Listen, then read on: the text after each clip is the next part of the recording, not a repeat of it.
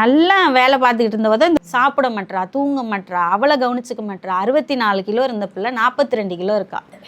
எலிஸ்டா முடி கொட்டி போச்சு. நான் இதை சொல்ல தான் போனேன். 64 இருந்தவ இப்போ இப்படி இருக்கானா நீங்கள் அந்த அளவுக்கு பண்ணீங்க. எங்கள் ஃபேமிலியில் எல்லாருமே இவ்வளோ குண்டா இருக்கங்கிறது வந்து நார்மலாக இருக்கிறது தான். அதை வச்சே ரொம்ப பேசினாங்க, குண்டா இருக்க இப்பெல்லாம் இருக்கக்கூடாது அப்படின்னு சொல்லி.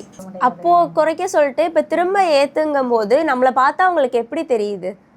அந்த மாதிரி தானே எனக்கும் தோணும். அப்போ அப்படி இருக்க ஒல்லியாகுன்னு சொல்லிட்டு யாருமே வந்து உன்னை சாப்பிட வேணாம்லாம் சொல்லலை. இல்லைங்க, நம்ம சொல்லுறது வந்து அவங்களுக்கு புரிகிற மாதிரி எடுத்து சொல்லணுங்கிறது தான் விஷயமே.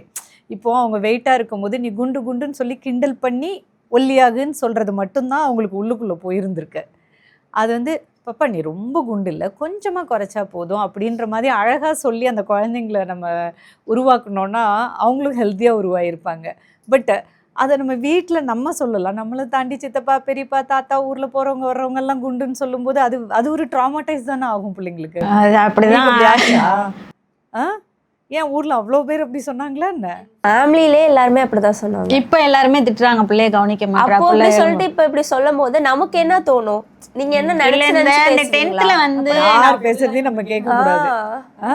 10th வந்து ஃபுல்லா மெச்சூர்டாவும் இருக்கணும் நம்ம. ஸோ இப்போ இவங்க வந்து பயங்கர சமத்து புள்ளையா இருந்தாங்க, இப்போ ரொம்ப சேட்டை பண்றான்.